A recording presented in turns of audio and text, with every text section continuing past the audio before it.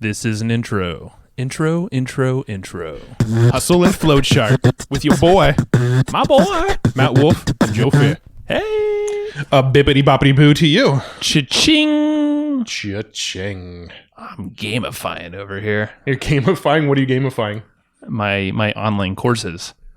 Okay. Cha-ching. Cha-ching. Bow chicka wow wow. Yeah, they see now you're on my wavelength. Now I'm Took on you your a second there. Gotcha. Gotcha. All right. So, your mission, If you choose to accept should it. you choose to accept it, is to have an online course ready to go after listening to this podcast. Ooh, wow.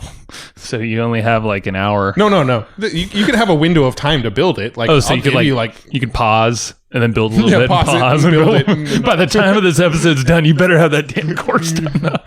You better be making some good money for you too. Yeah. Well, Today we're talking to Marisa Murgatroyd.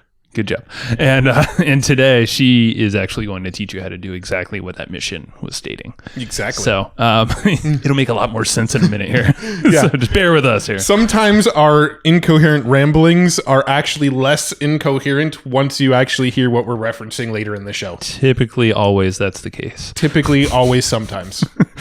50% chance that's always the case. Right. I don't know. See, I'm starting to go down the wavelength now. Yeah. Marisa is amazing in terms of like, she literally brings in a whole brand new perspective of creating a course, marketing the course, but also delivering it and supporting folks that buy an online training from you. And she it's like deep psychology. You could tell she studied this for a long time.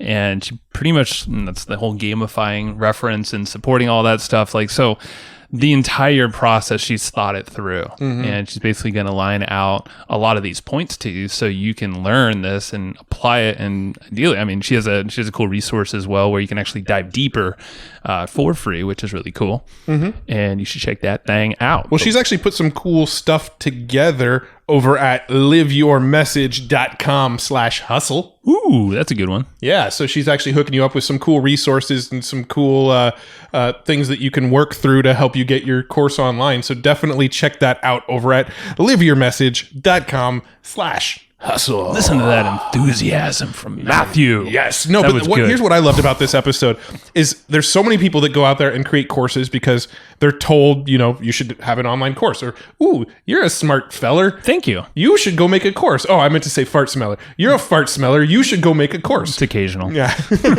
So what did I do? Oh, I brain dumped everything into these modules, and I expect everyone to complete the course, right? Yeah, that's Is that how what I'm you make supposed courses. to do? No. What I loved about this episode was she actually explains the psychology behind pretty much every element of the course. Like, what should your sales message be to get people interested in the course? Psychology. What is I'm just gonna say psychology. what is the goal of every single video?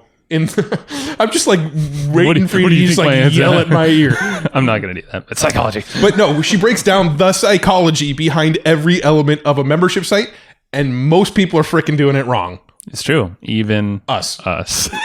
And we will be the first to admit it, but I would guarantee that almost everyone's doing it pretty wrong. Yeah. Maybe you're getting some points right, and I feel like we're all hitting that, especially if you have a business and it's sustaining for a while, then you're probably doing okay. Yeah.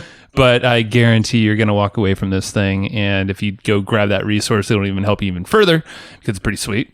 We're probably going to dive in deep with Marisa and her team because we know we need help in some regards.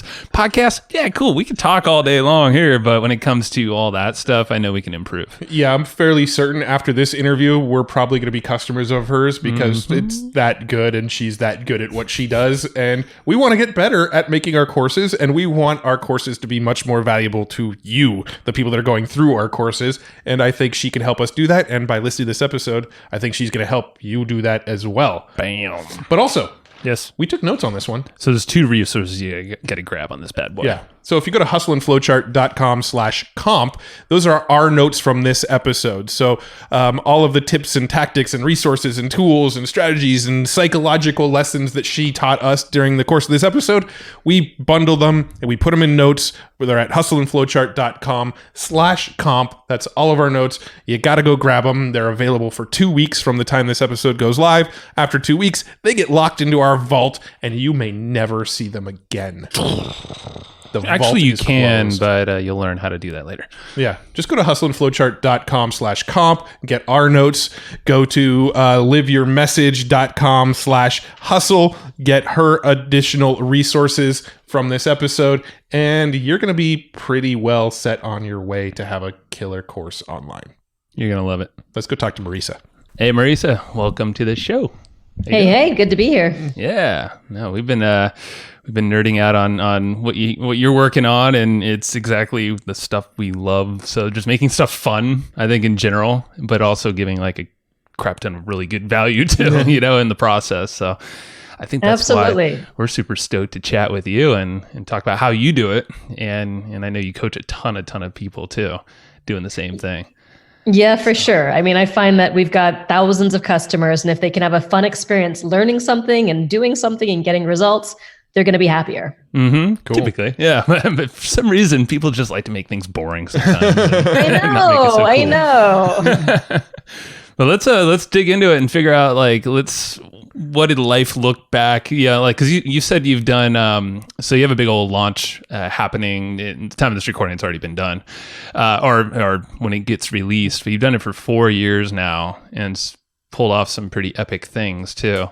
What happened prior to all of that? So let's go back in time a little bit. Yeah. Well, my past job was a documentary film director and producer. Oh, that's so cool. I was doing something completely different. And I actually remember the exact moment where I realized this is not going to be the rest of my life. Mm-hmm. So basically, I was in the studio editing a film, and my boss walks in at 1:00 in the afternoon. I'd been there since 9:00 working on this stuff. And she's like, Marisa, can I have your power cable? I left mine at home. And I said, well, no, I didn't have my, computer plugged in. So it's going to run out of juice.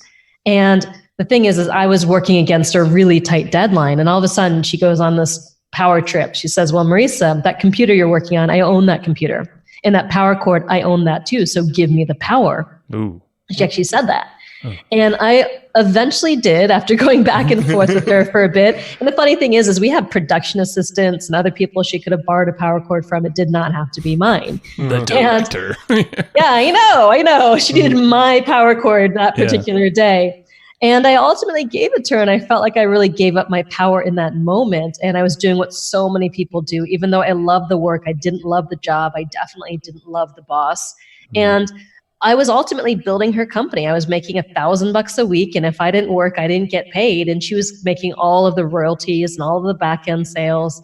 And I was creating her empire with very little to show for it. Was it leading up to that point, or was that just that was the breaking point? It sounds like, huh? That was the breaking point. I there's a lot that I loved about filmmaking, so I kind of put up with a lot. Mm-hmm. But then at the end of the day, I'm like, what am I doing if I don't even own the power cord that I'm using? Right? It's pretty pathetic, and I had nothing to my name. And it wasn't that I wanted to be rich or famous or anything like that. I just realized I could probably make a bigger contribution somewhere else. And I was frustrated with documentary film for other reasons. Mm-hmm. I mean, the average documentary takes 3 years to make, and less than 1,000 people see it. Whoa. Now I can send out a YouTube video that 1,000 people sees that I spent, an hour on versus 3 years of my life on, right? Sure. Yeah. So impact's a big thing for you then, it sounds like, and the time, the energy you're putting into something. Absolutely. Yeah. That's huge. That's so I guess prior to that, I know you actually said something in the bio as well that your father told you that you don't have any of the marketing skills and you don't have that in you, but you've obviously proved him wrong and everyone else probably. Yeah. When I graduated from undergrad and I studied art semiotics and modern culture and media and all this completely impractical stuff, my dad looked at me and said, I just invested $100,000 in your education and you came out with no marketable skills. Oh man, yeah. I'm sure he's hurting and you're hurting too in that moment. You're just like, oh man. So is that what got you into film and all that? Well, yeah, that was more kind of. like the not marketable skills, right? Yeah, for sure. Yeah. Well, The funny thing about film is that I really learned how to make things look good and sound good and tell a great story. And as an artist, I didn't think that had a lot of value because those skills are a dime a dozen in the creative world. But when you look at that, it's the foundation of all business and marketing. And so the skill set that I had over here that was worth not a lot was hugely valuable over here. Totally. Yeah. And the second you just kind of pivot just slightly, the world can open up to you if you're definitely shining a light in the right way. Yeah. Absolutely. So how did you transition into, creating courses and launching your products? What led you down that path after the documentary stuff? Well, after the documentary stuff, I kind of stayed close to home, and then I started a branding and web design agency, kind of similar skill sets, service-based. And it was going fairly well. And I started dating a guy who's now my husband. And he just thought, well, Marisa, actually remember the exact moment he popped the question. We were hiking to the Hollywood sign, and he popped the question, which was not the one that you're thinking, but he asked me, Marisa, he's like, why don't you create an online program? Because at the time I was just up to my eyeballs in clients, and I was full, and it was draining and all that stuff, that client work and service work, how that feels. And he thought that if I created a program, he'd have more of my time, right? And we could spend more time together. But the moment he said that, I was like, but who would pay me, to learn from me? Followed quickly by, what would I even teach? Yeah. And so it was just the farthest thing from my mind. I never thought I was an educator. I didn't think I was an influencer or anybody that somebody would pay to learn from. And however many years later, that was 2011. And so 8 years later, we've got a multi-million-dollar, mid seven-figure online education company. So that's sometimes rad. you don't know what you don't know. Did he pop the other question pretty soon after that, hopefully? He did ultimately pop the other question, Okay, but to good. be honest, it was a lot less romantic than hiking to the Hollywood sign. He's like, cool, now that I got your time back, I'll marry you. That's awesome. Good for you guys. Yeah, no, that's impressive, because that's I guess in business, it feels like a long time since when you started, but really it's such a short period of time. And the fact that you've completely reinvented your life and you've created now this massive following, which is really impressive. Not many people are able to do that. Sometimes life throws you a curveball and you realize, oh my God, I've been preparing for this my whole life, right? Yeah, that's so cool. Well, I want to kind of dig into course creation and the elements of course creation and storytelling and just all of these pieces that come into it. And it's actually sort of a good time for us because Joe and I we're in the process right now of building a brand new course in the podcasting space to teach people how to podcast. So some of our questions might be fairly selfish because we're right in the thick of it right now. But there's going to be a lot of people listening that'll benefit from our selfishness. Always. All good. A lot of good things have come from selfishness. Some of the best things. Yeah, better questions and whatnot. Yeah, like babies, That's right. But yeah, we've made courses since we started around, what, it was 2009. And making courses. 08, 09. Yeah. So it's there's definitely been iterations of courses and ways to launch a product and gather attention for that product, the marketing, affiliates. I don't know. There's so many elements. So people typically don't know where to start. Where would you have someone start with? They have an idea, they want to make a course, and they want to bring a following. So what does that look like? Yeah. So that's a good question. I mean, I'm a firm believer of creating the right kind of product at the right time in your business. And so one of my most quotable, expressions is that before you can make money while you sleep, first you've got to be able to make money while you're awake. And I think a lot of people start with the dream of massive scalable products with thousands of people and millions of dollars. And I usually don't recommend starting with this giant, scalable product, whether it's a membership site or just a low ticket $97 offer, because you have to have a really big reach to, basically sell that kind of product. And the conversion rates for internet marketing are lower than, say, just direct sales. So it kind of depends on where you are now in your business.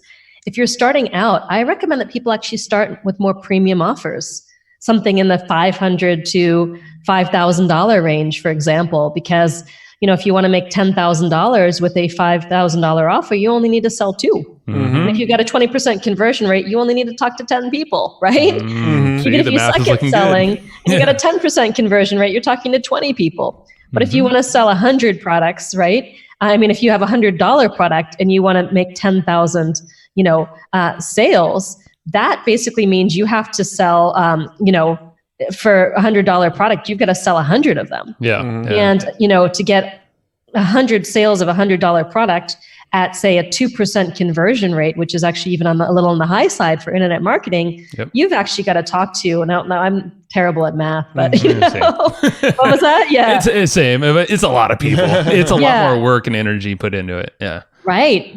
For sure. So that's good advice. I mean, because that's something that typically people, well, I know like something, and we used to be in these shoes, is like when you're starting out, you're like, am I really worth that? The 500 to 5,000. So what would you say to that?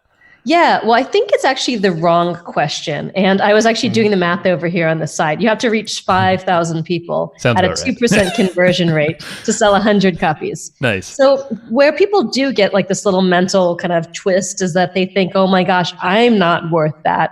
But the question isn't about your worth. It's about, is the result you can get someone worth that to them? Mm-hmm. So is the problem you can solve for them, or the solution or result you can deliver, worth that amount to them? Because it's not really about you and how you feel about yourself and your doubt and your inner critic. It's about how valuable the result is in the world to somebody who wants that.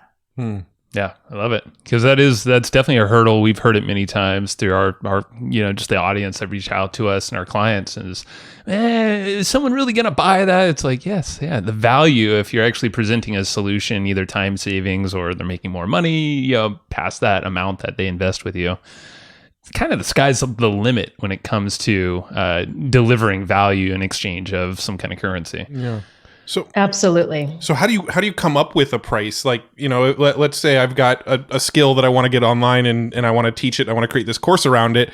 $500 to $5,000 is a fairly large range, and you could have it less than that, or even I've seen courses that sell for a lot higher than that. Like, how did somebody come up with the value of this information that they're going to provide?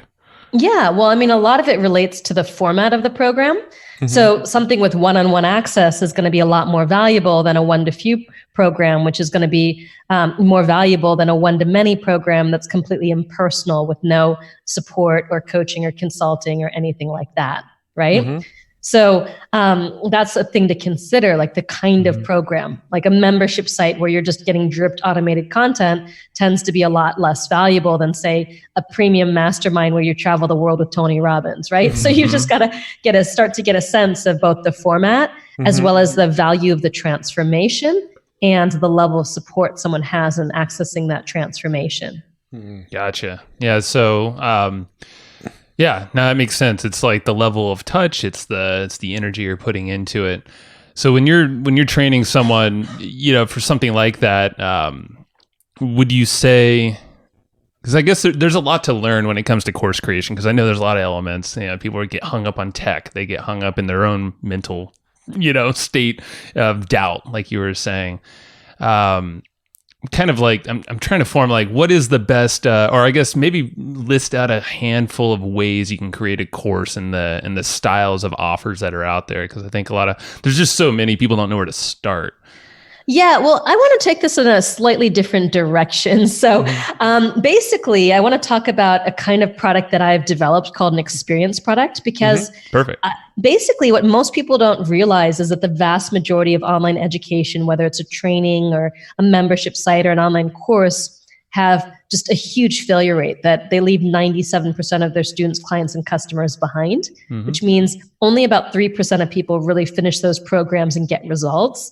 And so people want to learn, they want to change their lives, but the way so many of these programs are delivered are just really, really boring, as you mentioned at the beginning of the show. Yeah. And they're very old school, kind of lecture-based programs that aren't based on, getting real results right now, and don't really work with the way adults learn, don't work with their natural psychology of motivation, basically the dopamine and serotonin in our brain, the part of us that loves to win and feel like we're constantly making progress. It doesn't work for the attention span of people in today's age who are used to getting all these, pings and bings and stuff on Facebook and Instagram nonstop. And so I've developed a new kind of program that gets anywhere from 10 to 30 times the engagement and completion of people going through it by combining, gamification and adult learning theory and psychology of motivation, all of these things.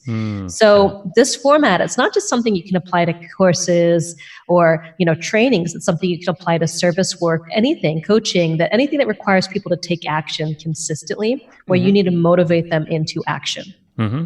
Yeah, no, we could speak from experiences. Most people who buy online courses, we've been guilty of not probably having as great of an experience inside, once the purchase happens. And most people, product fulfillment, unfortunately, is like the last thing that's thought about. They're thinking about the marketing too much. Yeah. Well, I don't know if that's the case, because I think a lot of people do genuinely care, but they don't realize. Definitely care. Yeah, it's like you're following models that are old models, right? It's like the old school university style education is becoming less and less relevant in today's world. So is the old school kind of information based education is becoming less and less relevant.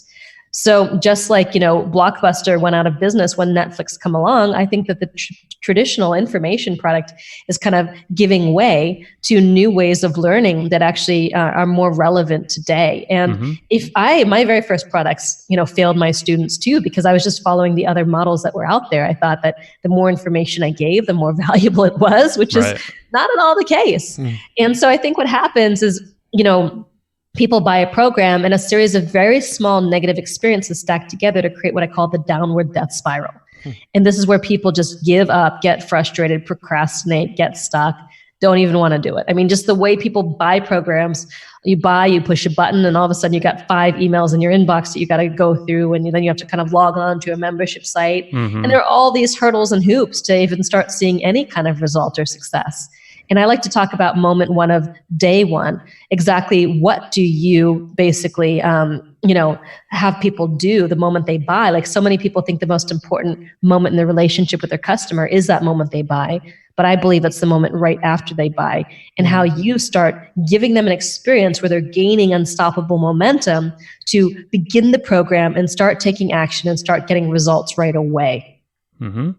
So I would agree 100% with that. Yeah. And I think a lot of folks don't think, because they have seen all the old model over and over. They've gone through school and all that stuff. So walk us through, what does day 1 look like, and what is an experience? What does the experience look like after that? Why is it so different? Yeah. Well, there are 10 core experiences in the experience formula. When you stack them together, you create what I call experience escalation, which is when you've got that an unstoppable momentum from what I call mission to mission accomplished, when 10 to 30 times more people, get results and complete your program, engage with your program. And the reason why that matters is not just your refund rate dropping. I had one of my clients, Josh Turner, had a $2.1 million launch, and we dropped his refund rate by implementing this from double digits to single digits, which saved him at least, $100,000, $200,000 right off the bat, right? Sure. But you can also increase basically referrals and repeat sales, and ultimately front end sales too, because as more people hear of the great results, more of them are going to buy. So there's a lot of reason to do this beyond just creating a better customer experience. There's a lot of selfish reasons to do this too. That's right. Yeah. So awesome. How it all starts is with what I call the product mission. And it's not like your personal mission. It's not the big change you want to see in the world. It's basically the mission that your students, clients, and customers are accepting. It's what they're going to do, be, feel, have, overcome, or achieve through your product. And I teach a very specific template for creating your product mission. It's simple. You might recognize it, both from where it comes from and because a lot of other people are using it since I've been teaching it for a while. It goes like this. Your mission, should you choose to accept it, is blank. It's my Mission Possibles template. So for example, for our signature Experience Product Masterclass, your mission, should you choose to accept it, is to design, market, and make $2,000 or a whole lot more from an experience product in 10 weeks or less. So you instantly know what you're saying yes to. You know what winning looks like. And it's so clear that you could film someone crossing the finish line of mission accomplished. And that's what you want. You want that clarity. You want that specificity. There's no room for doubt as to whether you've made it or you haven't made it. And that's when you know you've got a good product. So it's a product that's oriented around a very specific, tangible result that you could film, not just like let me teach you all of this stuff, right? Which is what most people do. It's like they just are about knowledge transfer or skill transfer or intellectual curiosity. And the truth is a small percentage of the population is interested in learning for the sake of learning without that immediate what's in it for me right now kind of perspective. That's true. Yeah. So you got to kind of understand that. And when you have a mission, you can get rid of everything in your program that does not get someone from mission to mission accomplished. Basically, the only thing in your program is what's going to help someone get a result. It makes sense, correct? 100%. Totally. Start with the end in mind. Yeah. So once you have the mission, so much else can come from it. A lot of times, a great way to create a headline is just take out the words your mission should you choose to accept it. And my headline is now design, market, and make $2,000 or a whole lot more from an experience product in 10 weeks or less. Bam. So that becomes easy. Then you can wrap a guarantee around that mission. So, basically our guarantee, it's a $2,000 no risk guarantee, is that if you don't make $2,000 from an experienced product in 10 weeks or less, and you've done the work and you can demonstrate that you've done the work, that will make up the difference. So if someone pays us $2,000 and they make $1,000, we will give them $1,000 back if they can, show us the work that they did and that they actually tried to market the product and all of that stuff. And so it becomes this ironclad guarantee because the result's so specific. We always know in no uncertain terms exactly, who's getting the result and who's not. And then we incentivize, both mission accomplished and graduation. So we Through incentivize gamification and stuff like that. Yes. Yeah. Nice. And also, there's a big old button on the site that says, I'm graduating or I'm, achieving mission accomplished. And people get bonuses related to graduation and related to mission accomplished when they hit the button and they actually share their story. So we have 700 pages of testimonials from the 3 years of the program simply by implementing this, baking it into the program. And I never had to ask for the testimonials. They just come in automatically. That's so clever. And I love it. And it's, it's like a prideful thing by, maybe an ego thing by them. They're like, I want to be featured on that page, So it's another incentive for them to actually complete it. Yep. Love it. For sure. Cool. So product mission being the big key there.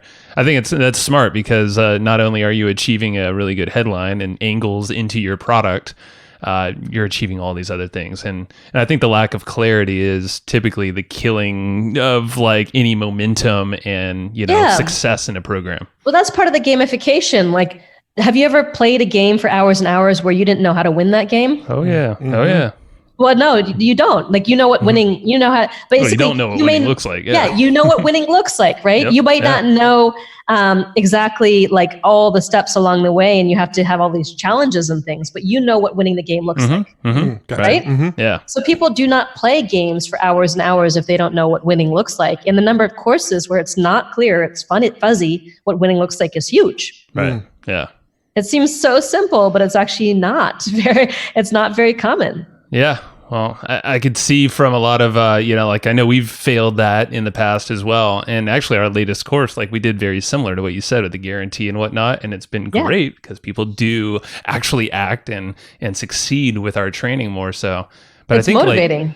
Yeah. And I think a lot of product owners maybe just look too close to them and they're not thinking about their customer when they're crafting their message, the product, the experience, all of that. Well, it's easy to try to deliver and sell what you want to offer versus what people want to receive. That's right. Cool. Well, I think that's awesome. What's number 2? Well, we're not going to have time to go through all I know. 10, so I'm going to skip to number 9. Oh, all right? Okay. And the number 9 is unstoppable momentum. And by the way, each one of these principles has an opposite principle. But when the positive principle, the experience, escalation principle, is what gets people excited. The opposite is what I call the downward death spiral principle. So the opposite of mission is serving too many masters. You've got a product that's trying to do too many things, right? And unstoppable momentum, the opposite of unstoppable momentum is start and stop, start and stop, start and stop. Right. So unstoppable momentum is what happens when people feel like they're actually gaining momentum through the program rather than decelerating, which is what happens for most people. So this is actually related to how you structure your product, right? So you want to structure your product in a way that stair-steps students, clients, customers up from very small, simple actions that achieve small wins to larger, more complex, more sophisticated, more challenging actions that, lead to more exciting wins. So you don't want to drop people in the deep end of the pool. You also don't want to drop them into the most boring stuff there is. So for example, one of my students was doing a product on helping musicians get their songs on television shows. Mm-hmm. And the very first module was having people go to list themselves on all of these sites, these like websites and studio sites. And it makes logical sense that, first you got to get listed. And that's the first step of getting your songs chosen. But having all of these creatives fill out all of these boring applications, that's going to create deceleration, right? Right. That's not the first thing that you want to start with. So you got to go out of thinking about your product logically and linearly and think about it from a motivational standpoint. There's something called the growth challenge ratio, that when you are about 4% challenged over your current level of skill, it's kind of exciting. You're drawn forward. You want to kind of level up. But when the challenge is like 50% above your current level of skill, it can be overwhelming or intimidating, right? So you want to kind of ramp people up and increase the challenge over and over again. And if you can do this consistently, you'll see this kind of like acceleration and motivation happening through the program. So what I did is I worked with my student and I said, well, why not instead create a product that, a first training that starts the momentum going. So what I suggested is to create a training that creates, core experience number 2, which is a future self vision. So this is a vision of what winning looks like and how it's going to change their life. So instead of starting with this, really boring module, instead start with having them create their dream 20 list. So what are the top 20 shows they want to be on, where even being on one of those shows would be a massive win for the entire program. So say the mission of the program is, your mission, should you choose to accept it, is to get your music on at least one national television show by the end of our, 8 weeks together, right? Yep. So you have bragging rights and royalties, right? Whatever it happens to be. Anything, yeah. So now in that very first training, they create their dream 20 list. So they're already imagining their music on these shows, but you want to take it one step further. You want to make this particular action completely fail-proof. Because if this is the first thing that you're asking them to do, you don't want any room for or margin of error. So I would actually go another step further, which is create the list of all the shows that are accepting submissions from amateur, musicians who are not listed on major labels. Put them all in a giant list and sort them by genre, and then people can choose based on whether they're a pop musician or a country musician or whatever it happens to be. So just completing that training you cannot fail this training. Plus, it's powerfully motivating because now you're already imagining yourself on one of these 20 shows. You're creating a future self-vision from the training itself. Is that making sense? Yeah, totally. Yeah, I like it. And then we actually have a buddy, and I think he's a friend of yours too, Steve Olsher, with the New Media Summit. I think one of his big promises there for all the attendees is they will get booked on at least one show. So the podcasters are actually pitching. And he's essentially doing exactly what you're saying. Yeah. There. Well, he does it as a live event. He can charge like $5,000 for this event because of that promise. Yep. Now, the number of people who are just doing a podcasting course with no specific outcome like that can charge maybe $200 to $1,000 for their course. He's charging $5,000 for just a 3-day event. Exactly. And he studied with me. He was been one of my top 10 partners for a few years in a row, and has come to my top partner mastermind. So he's learned a lot of stuff. Yeah. Not that I take credit for all of it. He's a smart dude too, but I'm sure you influenced him a lot when it came to that. And I know we're going to definitely take away a bunch of these little steps here as well. So yeah, I just love the fact that you're starting with the people, in terms of, the customer as seeing themselves in this future place. I mean, you're wrapping up a lot of psychology around this whole experience, which I think a lot of folks just goes out the window. Like you said, it's just like almost word vomit. It's like just looting all my knowledge. I'm just trying to dump it into this content platform. Yeah. Well, we have this massive cognitive bias as experts or people who understand the topic. And we expect that people are fascinated by our topic. But the truth is that if they're buying your program, they're probably struggling with your topic. Right. So they don't want to know every detail and every nuance. They want to be able to get a result. And that's going to be a success to them versus having an encyclopedic knowledge over everything. And I constantly have to rein myself in because I tend to overshare. Right. Because I'm tough so when you have all this knowledge and you want to literally give it out. I mean, that's the problem with us is we talk to so many amazing people on this show, but then we are always experimenting. So we're like, everyone loves this stuff. Let's just throw it all in this big members area. But then we're like, oh no, overwhelm strikes. Yeah. Totally. I call that that's the thud factor. And when I was coming up, however many years ago, they were like, you want thud factor. And thud factor is the sound of a lot of information landing on someone's doorstep or in their inbox. That's like a Tim Ferriss book, right? That's like when you drop that on your desk. Yeah, he's got thud factor in his book. But the truth is that thud factor is really the sound of someone's hopes and dreams collapsing on the floor in despair. Ooh, that hurt. Yeah. But you're right. Sure. No, 100%. It's true. But the other thing that is important to understand is that motivation structure tends to be different. So some of the most successful entrepreneurs are intrinsically motivated, which means that we're motivated by our own internal reward system. We don't actually need rewards from the outside world. We don't necessarily need that validation, someone patting us on the back every step of the way saying, good job, you go, you did it, work it. Right? We don't need all that. But somebody else, like 80% of the population, or I think 75%, are extrinsically motivated, where they do need that person being like, good job. Sure. Work it. So that leads me to core experience number 4, which is constant wins. And with constant wins, you actually have to validate and reinforce that they're winning every step of the way. So I never give any kind of content or training without a win attached to it. Even if it's something that's mindset related, and I have a mindset training, I will still say at the end of every training, I say your next mission, should you choose to accept it, is to yell at the top of your voice that I got this, I'm doing it, I'm not going to stop, right? I might say something like that. Yeah. And then they can still check it off. And we've created a membership site where every time someone watches a training, they check it off and they get 1 XP, an experience point, right? And the membership site goes ka-ching. And when they check off the action related to it, they get 2, because I'm already saying there that taking action is twice as valuable than just watching something passively. Membership site goes ka-ching, ka-ching.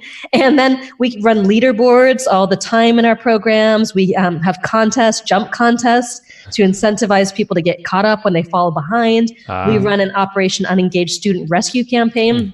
Wow. A couple weeks into our program. So we look in the back end, we can see who has gotten no points or like less than 5 points, and the team reaches out to them aggressively. I say, contact them via Facebook Messenger, text message, phone, email, every channel until you get a response, because if we've lost them at this point, we're not getting them back. But if we can get them back now, then they have a chance of, finishing and getting a result. And I actually have a story of someone, her name's Jennifer Holbis, and she was someone that we reached out to in our Operation Unengaged Student Rescue campaign.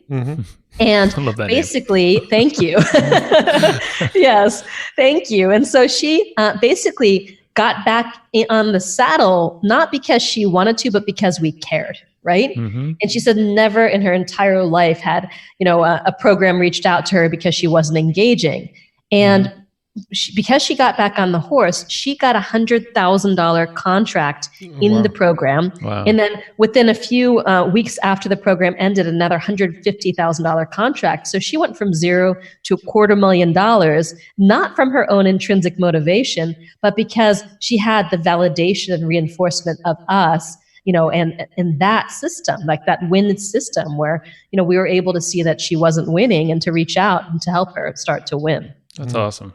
I've never once heard of a product creator or their team ever once try to, let's go find them, let's bring them back. Well, no, usually it happens once somebody's about to cancel, and then they try to re-engage you when they want to cancel a refund. It's not usually just based on what engagement you're seeing from them. Right. Oh yeah, and we do this all the time. Like our mentorship programs, which are 5-figure investments, is that I mandate 100% RSVP to our live events. We do 3 live events. So I know if someone's investing 5 figures and we cannot even get an RSVP from them for one of the most important, most valuable benefits of the entire program, we're kind of lost them. Sure. So sometimes we have to chase people down. Sometimes I personally text them, because I know that if they're starting to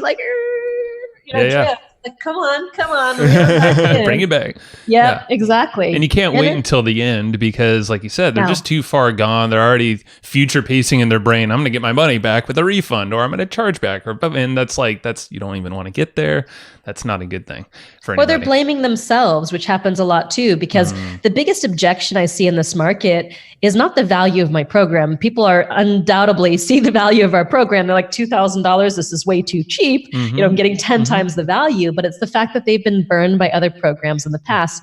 I've had so many people who've invested 5 figures, 6 figures even in trainings and, masterminds and all of this stuff and gotten no results whatsoever. Obviously, it's not just the fault of the program.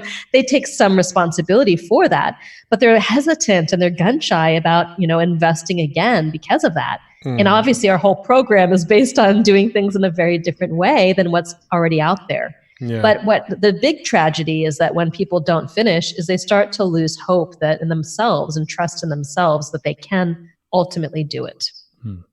Which means that the industry spirals where the consumer distrust starts to accelerate. People are more hesitant to buy, even they can't tell the good ones from the bad ones. Sure. Yeah. And there's less people who are kind of living their dreams because of it. Yeah. No, I love this. I love that you dive into like the why behind everything that's happening, because I feel like these days there's so much of at least in the sort of internet marketer space, there's such a culture of funnel hacking, right? I see this website that's working well, so it's probably going to work well for me. So let's just copy it and, change the wording for my own thing. There's like this whole funnel hacker thing going on, but nobody understands why they're doing it. And then they don't understand why it failed when they tried to copy other people. And so I think what you're doing and what you're teaching is super powerful, because I think the why is actually way more important than the what. Understanding the reason you're giving a mission for every single element, the reason the gamification exists, like the why behind all of it is so important. And it's the step that I think so many people trying to create courses just completely skip over. They're just, I'm seeing them doing it this way, so let's do it that way too. I think that just having a financial motivation is a little bit short-sighted in the sense that, if you want to play the long game, then your reputation really matters. Yes, you could sell someone once. You might be able to sell them twice, but will they buy from you over and over again, refer you, bring people into your company? Probably not. And as you look at things like ad costs increasing, then, making the most out of every single person who comes into your world is going to be essential to your business, as is, even years ago, the most healthy businesses on the planet, 80% of their revenue comes from back-end sales, which means repeat sales, someone buying a second, third, fourth time, not just these one-off churn and burn sales. And if your cost to get a customer is $100 or $200 or whatever it happens to be, or $500 even, which is not uncommon today, sure, and then they only buy from you once, I mean, the lifetime customer value, I think, is the most important number in your entire business. Yeah. Definitely. I couldn't agree more. Yeah. Now, I'm curious, what does the actual content and curriculum look like once they get inside? Because you mentioned yours is more of an interactive experience. I imagine they're not just getting in there and there's a list of training videos and they're going through each video. And, what sort of additional experiential elements do you add that make it much different? Yeah, of course, we have the training videos, but obviously the way they're delivered with the experience points, we even have triple XPs too. So I've got these 2 tracks, a core track and an overachiever track. So a core track is for someone who's newer or they don't have as much time. It's the bare essentials to get them to mission accomplished. The overachiever track is some of the more, advanced stuff that they might not necessarily need, but they might want. And they get triple XPs, which I call porn for overachievers. So when they click the button, instead of going ka-ching, it goes bump, chicka, wah, wah. And it's kind of funny, right? And so just that helps to kind of reduce the overwhelm, for example. So the membership site itself, the delivery vehicle, is interesting and unique. Obviously, you don't have to have that hold you back. I think a lot of people try to invest in fancy membership sites too soon. It's more important to prove your model. And I teach offline and very low tech ways to achieve a similar outcome in your program if you don't want to have like our $100,000 membership site, which we have, I was going to ask, it sounds like you have your own software or something. Yeah, we built it ourselves, and we still build it at enterprise level, membership sites for people, but not at the consumer level right now. But you don't necessarily need us. We've got partnerships with other providers and things like that. Then there's, of course, the, we do coaching pods. So everyone is assigned their very own experienced product success coach in the program. Now they get, based on that, they have the weekly calls with their experienced product success coach. And we have a milestone tracking doc. So some of the core milestones in the program, like your product mission statement, the kind of program, the price, a lot of the things that you're asking me, right? In this program, we have on a Google Doc. So every single person has their own Google Doc, and every single time they put a milestone in, they tag their coach. The coach comes in and gives them a thumbs up or like, no, that's not going to cut it. And they get feedback on all the core pieces. So that's an important component to get that kind of customized feedback. And not a lot of programs at the $2,000 level give the level of support that we do, So that's a huge piece of it. When we deliver the program live once a year, I also do, I also do what I call Mondays with Marisa, where I, in addition to that Wednesday group coaching call or that Thursday group coaching call, in addition to that call, I do group coaching. And then we have Fridays, Implementation Fridays with Don Crowther, who, did a product recently with Jeff Walker, but he teaches on how to kind of do the implementation pieces. So they have this opportunity during the live version of the program to come in on Mondays, Wednesdays, Fridays, get support, get coaching. During the Evergreen version of the program, because you're watching this after the launch has passed, they get the Thursdays, calls with their coach, but they also get unlimited email access. So because they're not going to have all those other touch points, we give them unlimited email access in the Evergreen version to kind of compensate for less coaching. And we have a very active community on social media. We are running contests, leaderboards, challenges, and stuff throughout the program. That's happening. Our emails are more we try to make our emails more interesting. Like the whole experience is more interesting, right? Just as a whole. Right. So you brought up something else that gave me another question, but I'm curious, how do you find these coaches? Are these coaches all like past graduates of your course or? Yeah. So we basically have about 14 experienced product success coaches, which is a good amount. A lot of them are past graduates of the course. Some of them, used to coach for, say, Alex Mendosian or coach for, I'm not Alex Mendosian, I meant T. Harv Eker or coach for Justin Livingston, Callan Rush, or, some of them have this other background. Don's been a friend of mine for years and years, right? So there's different places that they come from. And, I train them up in our methodologies so they coach our people. Very cool. Got it. No, it's smart. And I think just the level of support you have is what the differentiating factor is for you guys. And would you say that's how you can kind of sift through and take yourself away from the pack of folks that might not be doing it and kind of murkying the waters a little bit? Because I would imagine attracting the people to you is a little tougher because there's a lot of folks out there with different products. So would it be the support, the social proof? It sounds like you're layering so much. Yeah, I mean, the 700 page, we actually have a link that we give during our launch where people can go and look at all of our testimonials, right? So like unedited, here's the 700 pages of testimonials. Got it. Yeah. So in terms of launching this thing, I know you do a live launch, which it seems like you don't see as many these days, so already that's a little different. But what do you do to attract the right folks to your program, come launch day? I know you're doing a lot right now. Well, there's a live launch, and we also do, like an evergreen funnel using cold traffic. And, we sell people micro offers and have just different things they can come into and get coaching, get support, get an immediate result, and be engaged. I do speaking. So I speak on stages and I'll speak to sell from the stage as well. So I like to combine, the whole live launch with the evergreen funnel with the speaking and have just different ways of, podcasts. And once I do these podcasts, people come and check out our stuff and some of them end up buying. So I try to be in all these different places. So I like to not put all my eggs in one basket. Now, when you actually go and sell the course, when you make like your sales videos or sales letters or whatever way you're promoting it, is there anything you do differently about your sales messaging to promote the courses that you don't see most other course creators do? Yeah. So those same 10 core experiences that I weave into our product delivery, I also weave many of them into our marketing. So our marketing is actually a bit different, especially when you watch our videos and things like that. I try to make the marketing kind of more engaging than the average person does. So yes, we do some kind of fun stuff in there. What are some examples? Just want to so for examples, when you sign up for our training series that we release once a year, our free training series, the way the videos start is I start with this kind of, you hear a voiceover, but it's got B-roll and all of this footage, and I'm talking about something completely, it's like unexpected. I'm not going to a talking head where I'm like, welcome to my video training series. I'm just grabbing them with kind of this, really interesting portrait sort of exploration. And then that has people stick for a lot longer, because even if they weren't expecting to watch a video, it's much more interesting than they expected it to be. I like that. Now, in terms of, because I know you're doing on and offline, you said events as well, because that's something we're starting a little bit more of. How does that look, and how does that fit into your business model?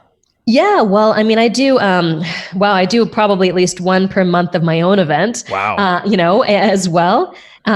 So we do pretty big events. I do smaller workshops too. So some people sign up for our EPM Elite, and that includes, in addition to private one-on-one coaching sessions, not with me, but with a couple of my senior coaches, copywriting support with one of our copywriters, and coming to a 2-day lab at my house here in Topanga Canyon. So we do those, which is fun because a lot of people like that deep dive with a really intimate group and the hands-on support and attention. I speak at other people's events too. So, nice. They have me come and speak from stage, make an offer.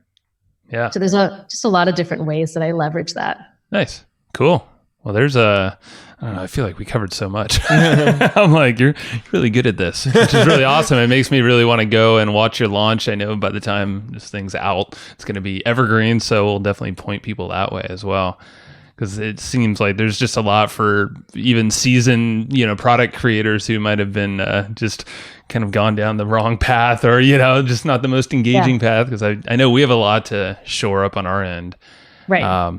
It's just really interesting. Where do you see, because this is something I think you talk about it, where courses in general, they're kind of fading in a way, like there's definitely like this feeling of courses and, locking info products behind a gate. Is it it sounds like everything's around the experience, but how do you kind of combat that? Yeah, well, I think you combat it by creating experience products rather than info products, right? Yeah. So I think that what's fading is just pure information, Right. Like pure information-based products where you don't have the engagement, you don't have any high touch, you don't have any support, you're completely anonymous. It feels like no one's noticing what's going on for you.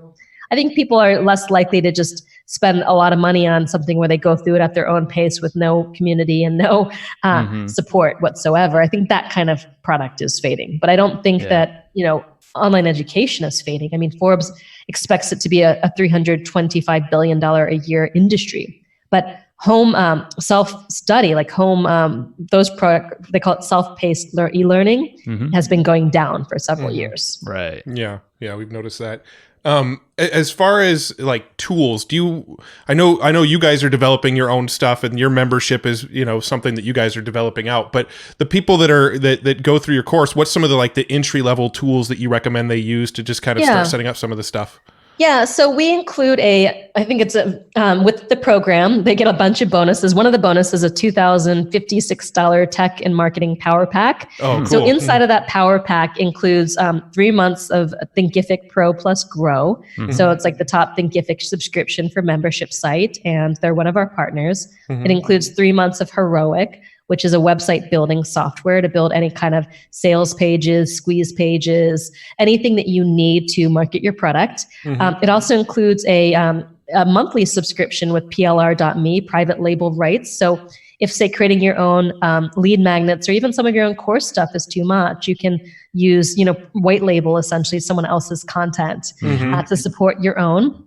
It also includes, I include like font, basically an ultimate product visual branding guide. So how do you create your look and feel of your product and choose your color palettes and fonts? And, we give collections of fonts. It includes a how to name anything guide. So I give them I've scoured the web and come up with 21 different naming templates of how do you create a name that's going to sell.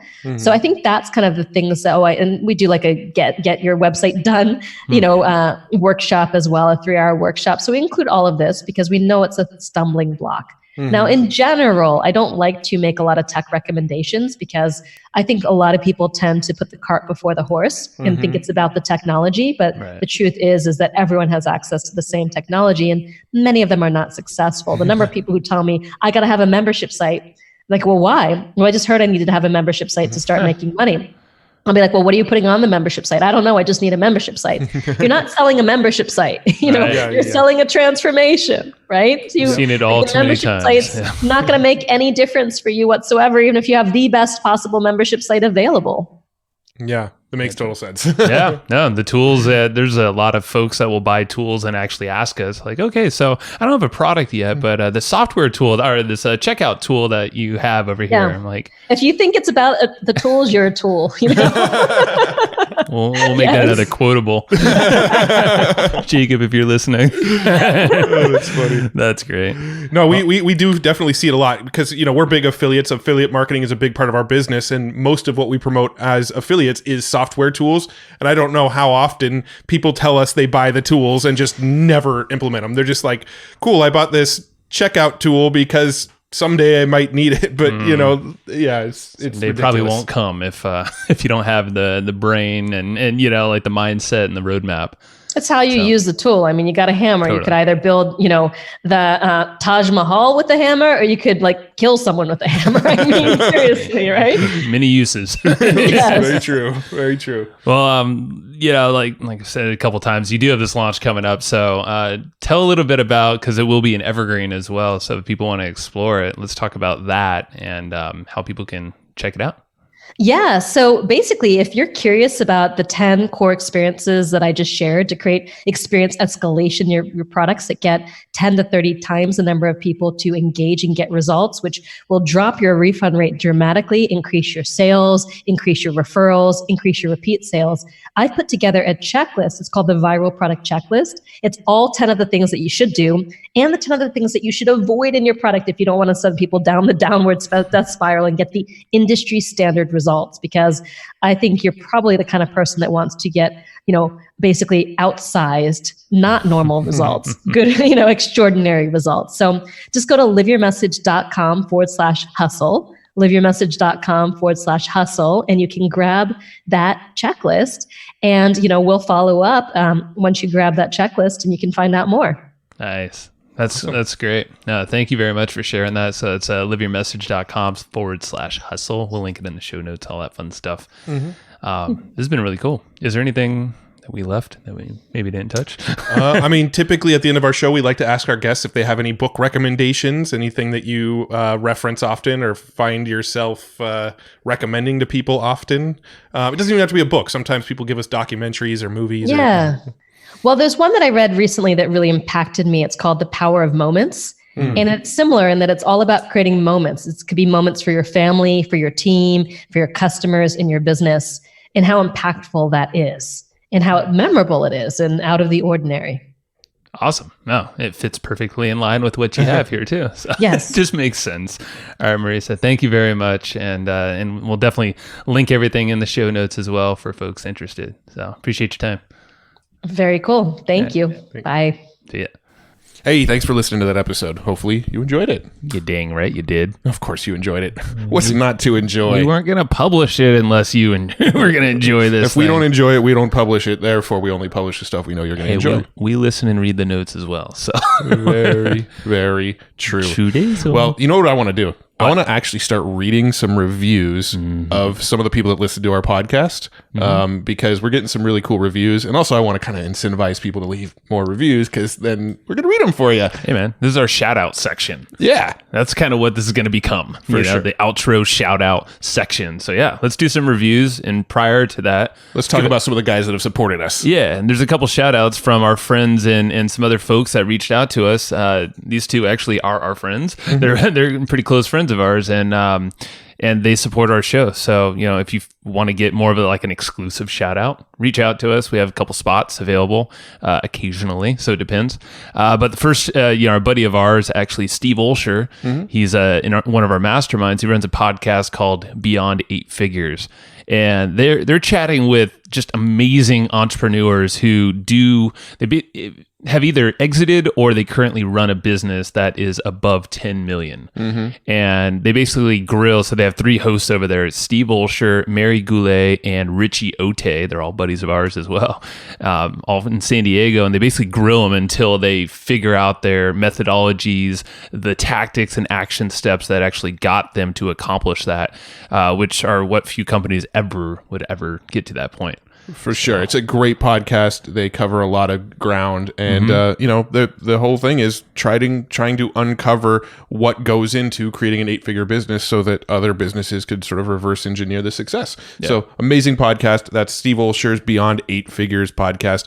Definitely go check it out on Apple Podcasts and everywhere where you listen to your favorite shows. You're going to like it. It's very similar to this one with different approaches. So I think if you're a fan of this, you're going to love his show, Beyond 8 Figures. And then our other supporter for this episode is our good buddy Casey Zeman's Easy Webinar. Bam! And both these guys have actually been on our show too, Steve and Casey. Yeah. So if you like them, you can even check out an episode too. Yeah. So check out easywebinar.com/hustle because Casey put together a 20% off deal for listeners of Hustle and Flowchart. So easywebinar.com/hustle. Now, Easy Webinar is kind of a webinar tool, but it has live webinars. It's got automated webinars. It's got kind of hybrid webinars. It's got all sorts of, social media functionality. It's got, it's pretty much like the only webinar platform you would ever need. It's got everything all in a single platform. A lot of the other platforms, you got to buy one product to go live and one product to go automated and one product if you want to, and this one is just, you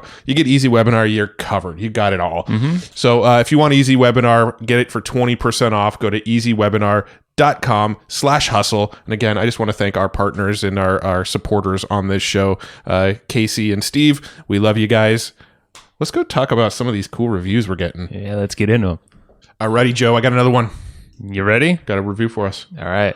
I'm ready. All right. Drum roll. Is this one a 5-star or a 1-star or no star? This one is a 5-star review. Okay, and, that's good. Thank God. Yeah. Woof. This one, the title of it is These Guys Made Me Want to Start a Podcast, and it's from Arena Warrior. I don't think that's their real name. I kind of like it. Maybe he's an e-gamer or she is an e-gamer. I hear that's popular. So maybe this podcast is going to be around e-gaming. Or maybe they're a gladiator and they fight, lions and stuff. Whoa. That would be gnarly. Yeah. They're listening to podcasts. Yeah. Dude, a gladiator in the future. Okay, cool. All right, go on. I want to hear about this podcast too. All right. So Arena Warrior said, this podcast is amazing. If you are an entrepreneur, affiliate marketer, or just someone who wants to make money online, it's such an amazing podcast and enjoy the amazing guests they interview. If it's learning about ClickFunnels, growth hacking, or even their beer business and app, it's pretty amazing stuff and all free value and content. Thanks, guys. P.S. They have a pretty cool t-shirt too.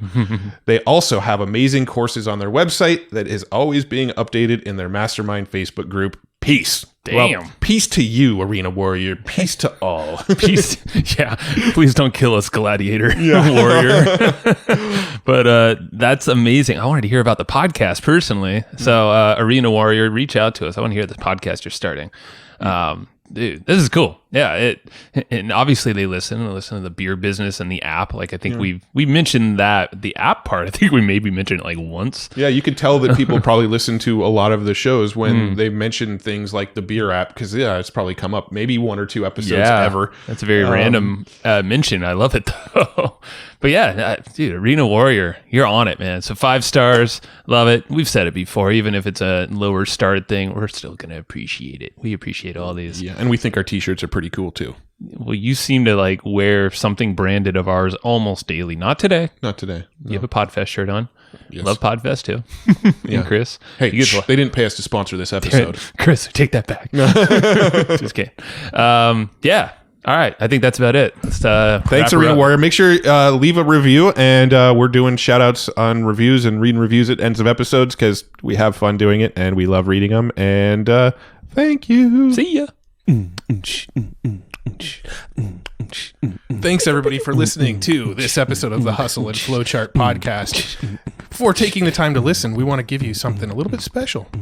Every single episode that we do, we actually have somebody on our team take notes. We basically have a Cliff's Notes version of every episode where you can go and find all of the tips and tactics that they laid out, all of the resources that they laid out, all the good stuff from this episode. We actually have a nice simple notes version that you can find on our website. So go to evergreenprofits.com, find this episode that you just listened to, and give us your email address and we'll send you the notes. Thanks for listening.